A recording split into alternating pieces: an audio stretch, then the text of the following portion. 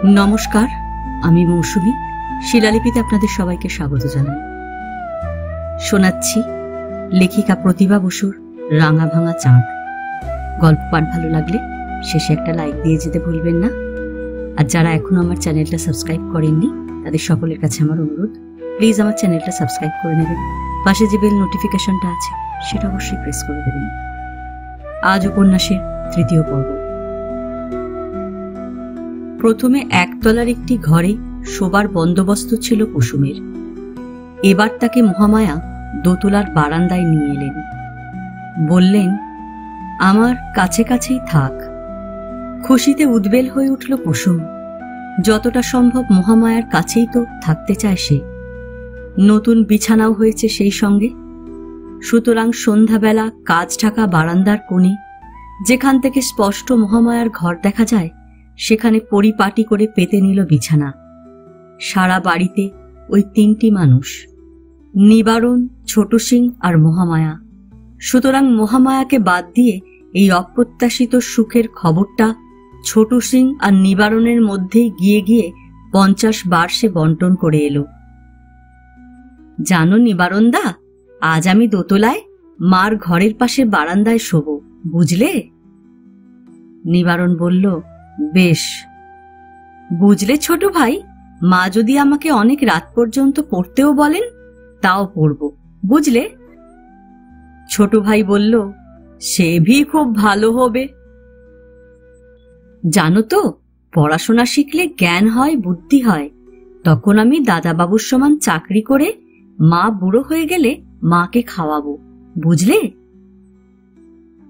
এবার হাসতে হাসতে নিবারণ বলল, তা জানি গো জানি। এ বাড়িতে তুমি যে আবার মায়ের কোলের লক্ষ্মী কোলে ফিরে এসেছো, এ আমি বুঝে নিয়েছি। কার কোলের লক্ষ্মী কার কোলে ফিরে এসেছে সে কথায় কান দেবার প্রয়োজন বোধ করল না কুসুম। হৃদয়ঙ্গম করতেও চেষ্টা করল না। মনের সুখে সে ছেলেবেলায় বৈরাগীর মুখে শোনা একটা পাকা দেহতত্ত্বের গান ধরল। এ হেন সোনার সংসার তোমার, কেবলে অসার বিষের ভাণ্ডার। হরি, তুমি ভিন্ন ঠাঁই খুঁজিয়া না পাই, আমি যেদিকে তাকাই সেদিকে তুমি। ঠাকুর ঘরে পুজোয় বসে নিবারণের কথাটা গিয়ে তীরের মতো বিদ্ধ হল মহামায়ার বুকের মধ্যে। লক্ষ্মী, লক্ষ্মী কে ছিল, কবে ছিল, কি ছিল? কি বলল নিবারণ? কেন বলল? কেন তার এমন কথা মনে হলো আজ এতদিন পরে? তবে সত্যি কি মৃত্যুর পরে মানুষের আর এক জন্ম আছে? এক রূপ ছেড়ে আর এক রূপ পরিগ্রহ, এক খোলস ছেড়ে আর এক খোলস? পুজো ভুলে স্তব্ধ হয়ে বসে রইলেন তিনি। স্মৃতির ঝাপসা কাচের ওপিঠে স্পষ্ট হয়ে উঠতে চাইল একটি 10 বছরের বালিকার অবয়ব। একাগ্র হয়ে তিনি তার চোখ, মুখ, হাত, পা সব খুঁটিয়ে খুঁটিয়ে মনে পড়াবার চেষ্টায় বিহ্বল হলেন। কি আশ্চর্য! একদিন যার মৃত্যু শোকে তার বুকের হাড় পাঁজর খসে গিয়েছিল, যার জন্য দিনের পর দিন তিনি আকণ্ঠ অন্ধকারে তলিয়েছিলেন, সেই মানুষকে আজ আর ভালো করে মনেও পড়ে না। নিবারণ না বললে হয়তো পড়তও না, পড়লেও এই বেদনা নিয়ে আঘাত করত না। তবে কি তিনি তাকে ভুলে গিয়েছিলেন? সত্যিই ভুলেছিলেন? সত্যি কি ভোলা যায়? তাই যদি না হবে তবে এতদিন কেন মনে পড়েনি? কালের প্রলেপের শাসন কি এতই ভয়ঙ্কর, এমন করে সব ভুলিয়ে দেয়? না দিলে মানুষ বাঁচে কি করে? ঈশ্বর এক হাতে দেন, অপর হাতে নেন, এক হাতে নেন, অপর হাতে দেন। নদীর এক কূল ভাঙে, অন্য কূল জোড়ে। কি সুন্দর নিয়ম, কি সুন্দর পারিপাট্য আর পরিমিতি এই জগতের! মহামায়া চোখ বুজে গুনগুন করলেন, তাই তো তুমি রাজার রাজা হয়ে তবু আমার হৃদয়ে লাগি, ফিরছ কত মনোহরণ বেশে, প্রভু নিত্য আছো জাগি। কবেকার সেই পুরনো দুঃখের তীব্রতার স্বাদ অনুভব করবার জন্য আজ আবার নতুন করে বুকটা যেন হাহাকার করে উঠল মহামায়ার। তিনি কাঁদতে চাইলেন, কান্না পেল না। 10 মাস 10 দিন পেটে ধরেছিলেন তাকে, অসহ্য প্রসব বেদনার মধ্যে জন্ম দিয়েছিলেন, তিল তিল করে মানুষ করেছিলেন, নিজের জীবনের কত সুখ সুবিধে উৎসর্গ করে তবে একটি প্রাণকণিকাকে 10 বছর বয়সে উত্তীর্ণ করাতে পেরেছিলেন। কিন্তু সে রইল না। অভিমানিনীর মতো রাঙা ঠোঁট আরো রাঙা করে ফুলিয়ে চলে গেল। কি তাপ গায়ের, যেন ফেটে যাচ্ছিল, পুড়ে যাচ্ছিল। কিন্তু জ্বরের তাপে লক্ষ্মীর গা যতই পুড়ুক, শোকের তাপে লক্ষ্মীর মায়ের বুক যে আরো কত বেশি পুড়েছিল তার কি কোনো তুলনা ছিল? তার প্রথম সন্তান লক্ষ্মী, বিয়ের 6 মাস পরেই যার জন্মের সূচনা হয়েছিল, যার সূচনাতে সুখী না হয়ে কেঁদেছিলেন মহামায়া। অত তাড়াতাড়ি মা হতে সাধ ছিল না তার। হয়তো সেই অনিচ্ছার কুসুম বলেই এমন করে দাগা দিয়ে চলে গেল। কে জানে, আবার হয়তো এই কুড়িয়ে পাওয়া কুসুমের মধ্যেই সে ফিরে এসেছে তার দুঃখিনী মায়ের কাছে। জন্ম মৃত্যুর এই দুর্গেয় রহস্যের কে কবে সমাধান করতে পেরেছে? নইলে সত্যিই তো কুসুমকে এত সুনজরে দেখলেন কেন তিনি? এইটুকু সময়ের মধ্যে কেন এমন টান হলো? শ্বশুর বেঁচে ছিলেন তখন, বাপ হয়ে তিনি সান্ত্বনা দিয়েছিলেন, সন্তান হয়ে তিনি ভুলিয়ে দিয়েছিলেন সেই শোক। তারপর ক্লাস 9-এর বিদ্যাওয়ালা বধূকে নাকে চশমা এঁটে পরিয়ে ম্যাট্রিক পাশ করিয়েছিলেন। কালীপ্রসন্ন সিংহের 4 খণ্ড মহাভারতের বিশেষ বিশেষ অংশ পড়ে শুনিয়ে এই মায়াময় সংসারের অনিত্যতা সম্পর্কে সচেতন করতে চেয়েছিলেন। শেষে বাড়িতে একটি অবৈতনিক বালিকা বিদ্যালয় স্থাপন করলেন। প্রশান্ত হাস্যে বললেন, নাও বৌমা, কত শিশু মানুষ করতে চাও করো, সব শিশুর মধ্যেই তুমি তাকে পাবে। তা পেয়েছিলেন। দগদগে ঘায়ে প্রলেপ পড়েছিল। কিন্তু সে রামও রইল না, সে অযোধ্যাও রইল না। শ্বশুরের মৃত্যুর পরে স্বামীর সাহায্যে নিজের আগ্রহে অনেকদিন চালিয়েছিলেন সেই অবৈতনিক বিদ্যালয়। একবার কঠিন অসুখ করল, বিছানায় পড়ে রইলেন 3 মাস। আস্তে আস্তে উঠে গেল। আর কি বা রইল শেষ পর্যন্ত? স্বামীও তো গেলেন। সব শূন্য করে দিয়ে শিশুপুত্রের সব ভার মাথায় চাপিয়ে লক্ষ্মীর মতো করে তিনিও তো একদিন চলে গেলেন। আবার 10 দিক আঁধার করে ঝড় এলো, বিদ্যুৎ চমকালো, বাজ পড়ে মারা গেলেন। কেউ রইল না দেখবার। লক্ষ্মীর মৃত্যুর পরে পিতৃতুল্য শ্বশুরের স্নেহের আশ্রয় ছিল, প্রেমময় স্বামীর বুকের আশ্রয় ছিল। স্বামীর মৃত্যুর পরে আর কেউ রইল না, কেউ রইল না। রইল না, রইল বই কি। বাড়ির চাকর নিবারণ আবার বাপ হয়ে তাকে হাত ধরে উঠিয়ে বসালো। ছোটু সিং তার আদরের খোকাবাবুর বউকে বুক দিয়ে আগলালো। খবর পেয়ে মাতৃপিতৃহীন মহামায়ার কর্তব্যপরায়ণ কাকা যখন বিরক্তি সহকারে ভুরু কুঁচকে জিজ্ঞাসা করলেন, তাহলে এখন তুমি কি করবে? এখানেই থাকবে না আমার সঙ্গে যাবে? মহামায়া চুপ করেছিলেন।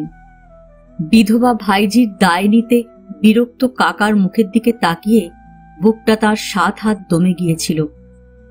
তিনি জানতেন তিনি নিরুপায়। এই এত বড় বাড়িতে ওই গুঁড়োটুকু সম্বল করে থাকা কোনো মতেই তার সম্ভব নয়। বই পাগল অন্যমনস্ক সত্যসুন্দরবাবু স্ত্রী পুত্রের জন্য 2000 টাকার একটি লাইফ ইন্স্যুর ভিন্ন আর কোনো সঞ্চয় রেখে যাননি।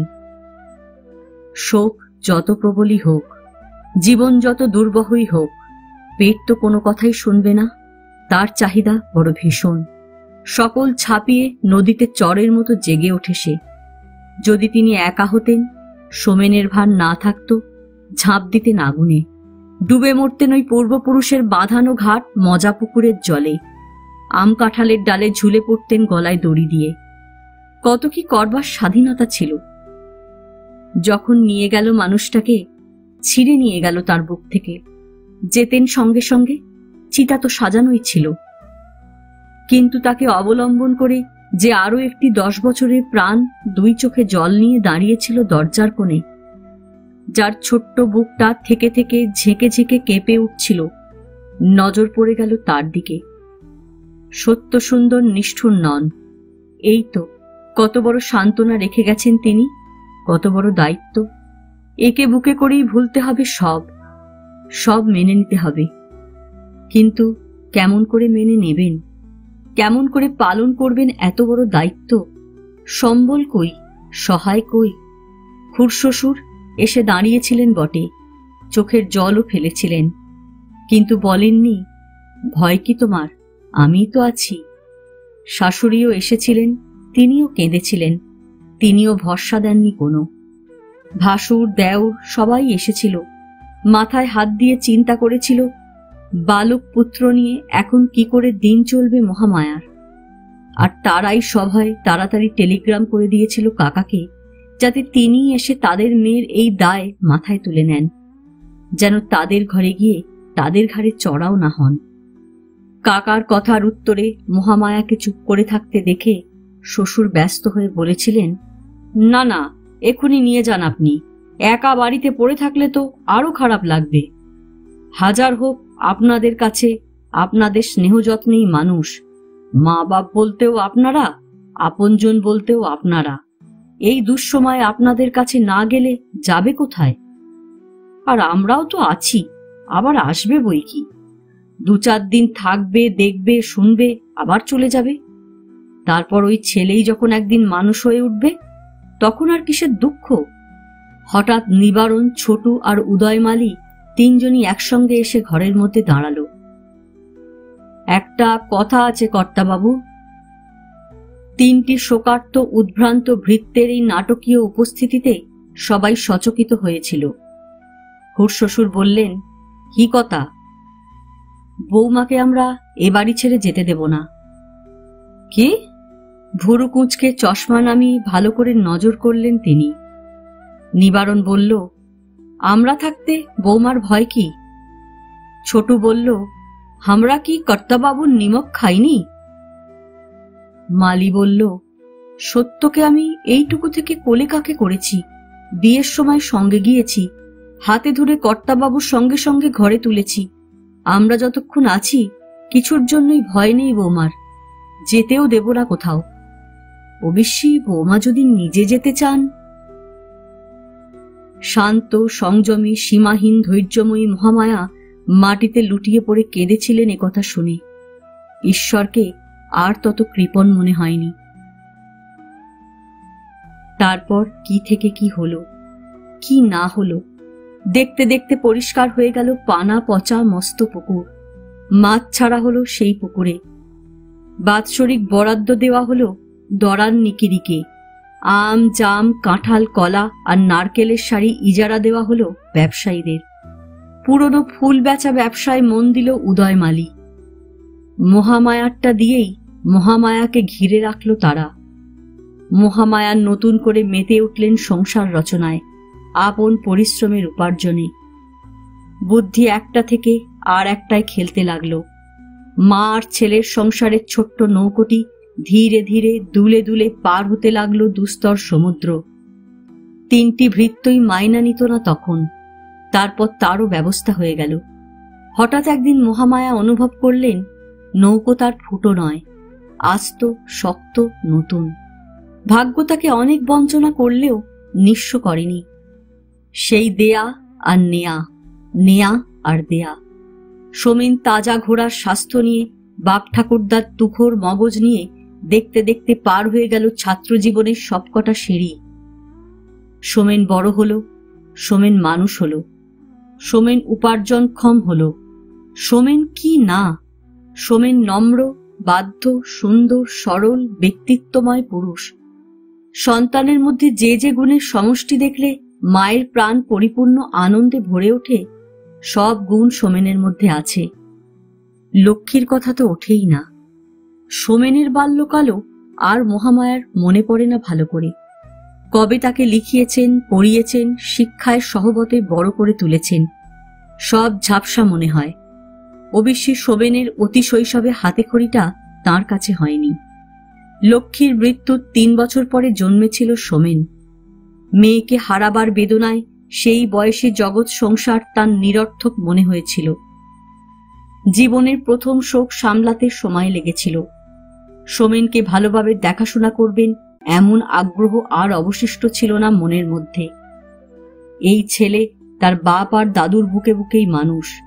তারাই লেখাতেন, শেখাতেন, গল্প বলতেন, ঘুম পাড়াতেন। তাছাড়া তাদের পেশাই ছিল মাস্টারি। শিশু শিক্ষায় তাদের আগ্রহ এবং দখল দুই অসামান্য ছিল। বই আর বাগান দুটোরই সমান নেশা। এক সময় যেমন ছাত্রদের কাকলিতে বাড়ি মুখর থাকত, তেমনি বাগান বিলাসীরাও ভিড় করতেন বাগানের নারী নক্ষত্রের খবর জানতে। অল্প বয়সে বিপত্নিক শ্বশুরের শেষ নেশা হল এই নাতি। সোমেনের 5 বছর বয়সে মারা গেলেন তিনি, আর 10 বছরে তাঁর ছেলে। সোমেনকে সম্পূর্ণভাবে দেখাশোনার ভার বলতে গেলে সেই সময় মহামায়া নিয়েছিলেন।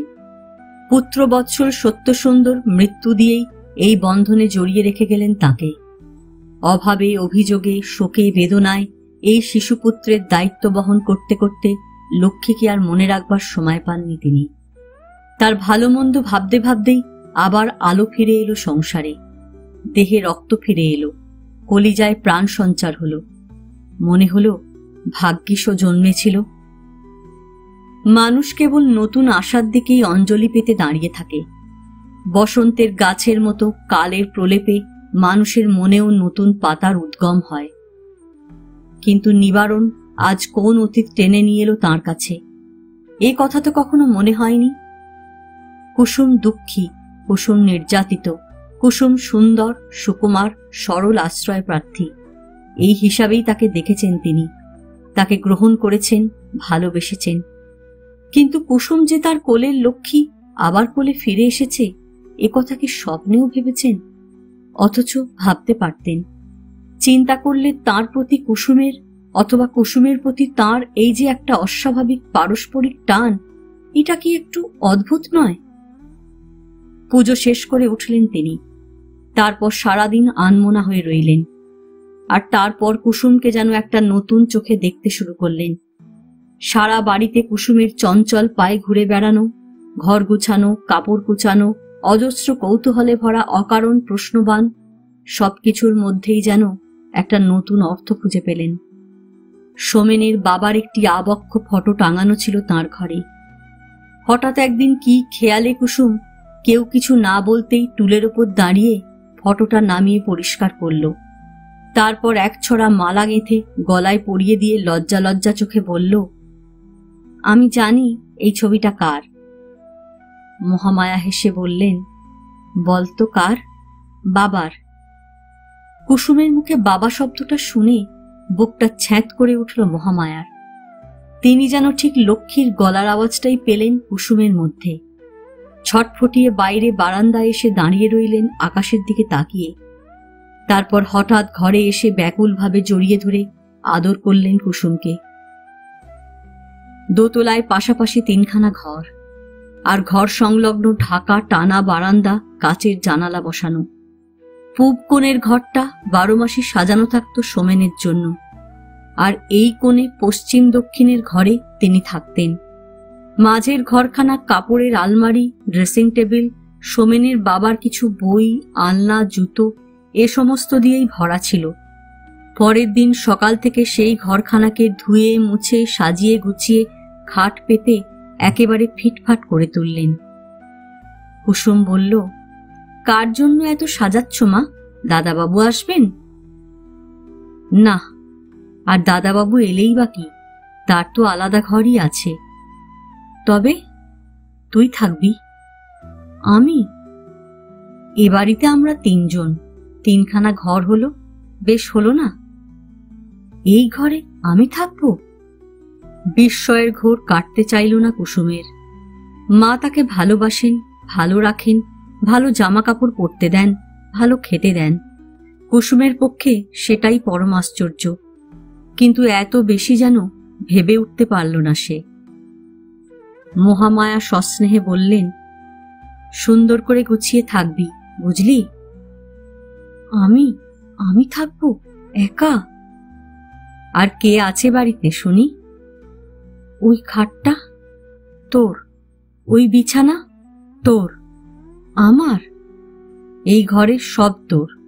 তুই থাকবি, তুই শুবি, তুই লেখাপড়া করবি। খাটের ধবধবে বিছানার দিকে এক পলক তাকিয়ে রইল কুসুম। মহামায়া বললেন, পছন্দ হয়েছে? আর এই ফুটো ফুটো মশারিটা? ফুটো ফুটো মশারি না, নেটের মশারি। এই মশারির তলায়ও তুই ঘুমবি। না।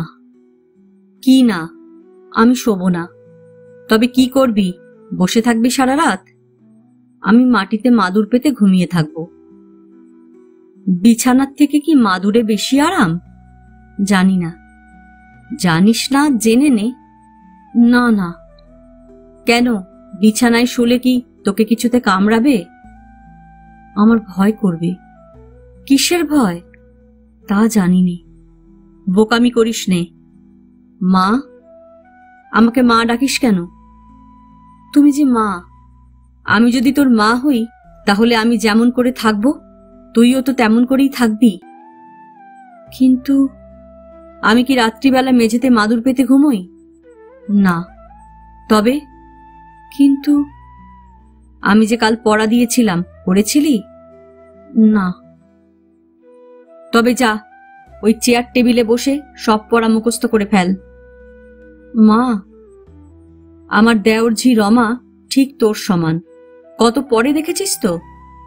হ্যাঁ, তোকেও ওই রকম পড়তে হবে।